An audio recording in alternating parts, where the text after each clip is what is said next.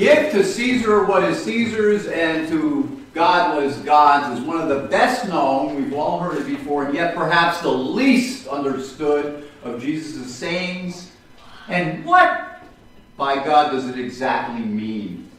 There are a lot of theories. We're going to look at a couple of theories. The gospel shows Jesus' opponents, the Pharisees, trying to get him in a corner. They're always trying to trap him constantly, asking him the most controversial questions of whether the Jews were allowed by their law, and we know from a Bible study they had tons of laws, to pay taxes to the Roman Empire that occupied Israel. Their aim was, as I said, to trap Jesus. If Jesus replied that they should pay the Roman tax, he would be accused of betraying the people of Israel, the Jews, by collaborating with the Romans. If he replied that they should not pay the tax, he would be turned over to the Romans as a troublesome rebel. So he's not going to win either way, and that's how they're trapping him. And the gospel tells us that Jesus was well aware of what his opponents were up to, and he knew how to handle them. He knows how to handle them each and every time. You'll see that through the Gospels. The annual poll tax on an adult, on you and I, was 1 denarius, equivalent to 1 day's wages. When you look at it today, gee, I wish I only had to pay 1 day's wages. I think we're working until April, maybe into May now, to pay our taxes for the year. But they were to pay this poll tax of 1 day's wages to Rome. So Jesus asked his enemies to show him that coin. Whether they handed him one, we don't know. He's asked his enemies whose head is on the coin and whose title is on the coin. And they replied, Caesar's. Whereupon Jesus said, well, then if it's Caesar's, give it back to him. And give to God what belongs to God. We are told that his enemies went away baffled, as they always do. Jesus was wiser than the Pharisees. But through the centuries, many people have understood Jesus in this passage as making a distinction between things of this world and things of God. I'm not absolutely sure if that's true. Throughout history, the relationship between these two areas, the civil area and the religious area, has been very differently understood and has on occasion created a lot of tension. How political issues interact with religious issues in our society. Some people have come to consider the secular sphere as absolute, like in Russia and China, laying down the law even in matters of religion and worship. In China, you can be Catholic, but you have to be approved by the state. Your church has to be approved. Then we have people like the Taliban, we all have heard about the Taliban, that want to impose religious laws on the people. They're kind of like the flip side of the coin. Peter, however, and the apostles, when they were ordered to stop preaching about Jesus, said this: we must obey God rather than any human authority. Other people have seen the saying of Jesus as supporting a strict separation of church and state, such as what was introduced in our own Constitution in the United States by our founding fathers, decreeing that Congress shall make no law respecting or establishing of religion, or prohibiting the free exercise of religion. Catholics in the Second Vatican Council tried to strike a balance between church and state, between the sacred and the secular, the political community and the church, saying that they are mutually independent on one another, and they should be when you think about it. Each serves a personal and social part of a person's life.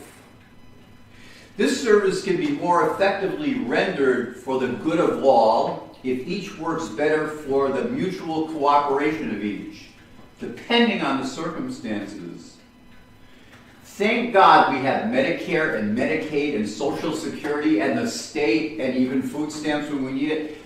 The state does look after us. And thank God we have churches who take care of our spiritual needs. We need both. One is not better than the other. Something like this also lies behind the statement of St. Paul to the Corinthians in Rome, that they should pay taxes to the governing authorities, for the authorities are God's servants, and that's in Romans 13:7. Their role being to protect everyone and ensure that there's peace in our land and public order. We need peace and we need public order. Otherwise we have chaos, don't we? Yet as one looks more closely at the exchange between Jesus and his opponents, the Pharisees, it becomes clear that we cannot really be looking at two separate and distinct spheres of activity. One pertaining to God and one pertaining to the civil authorities. These two realms cannot be on the same plane of comparison. They can't be. Sometimes we may well need to choose God against Caesar or the government.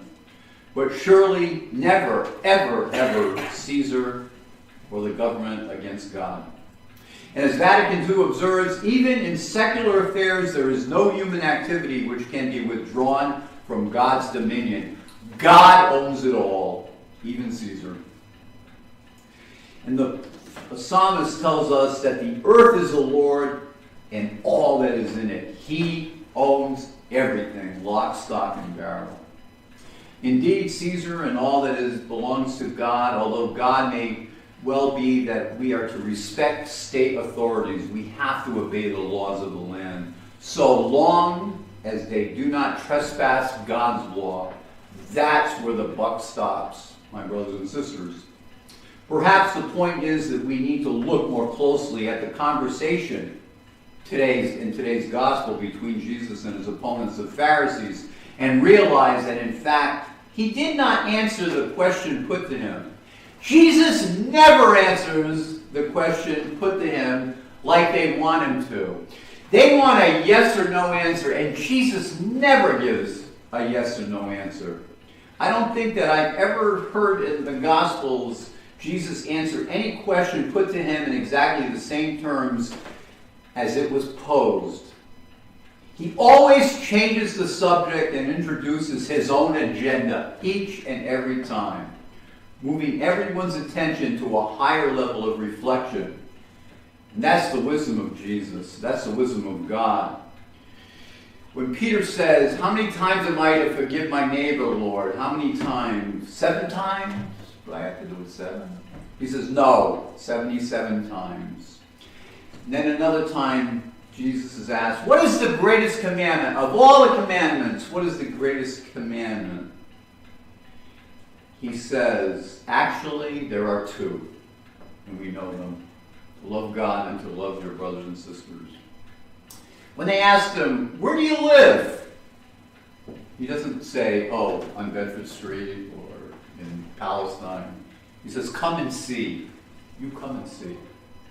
He never answers their questions the way they want them, because he's God, and there's such wisdom in Jesus. So we should not expect Jesus to answer the question here about paying taxes to Caesar with a simple yes or no. Even in our own lives, many times he doesn't give us our answers with a simple yes or no, and we sometimes want a simple yes or no, don't we? I do. In fact, he evades answering trick questions, pointing out, well, if it belongs to Caesar, then give it back to him. And then adding his own reflection, and if it's God's, give it back to him. I suggest it is a mistake to think that in his reply, Jesus is dividing life into a religious life and a secular life. I don't think he's doing it at all. His argument does not separate, it accumulates. He is not saying, on the one hand, respect Caesar, and on the other hand, respect God.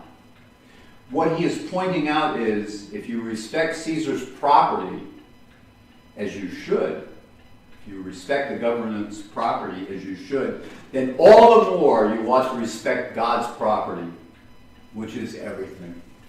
So his full answer is, well, give to Caesar what belongs to Caesar, and while you're at it, give everything that belongs to God back to God. My brothers and sisters, today there are parts of our life that we have not given over to God. We know this. But He owns everything. He owns this house, He owns this country, He owns this world. And we must realize that. I think sometimes as we're getting older, we start to look at all the things. This week I've noticed how many things I've accumulated over the years and how many things I really don't need over the years. And I think we've talked about this even at Bible study, that the older you get, you start downsizing and you start looking at the things that are most important to you. What do you really need? What is just extra baggage? Today, we come to terms with the gospel that tells us, give to God what is God's, because He owns everything. And I sometimes think we forget that.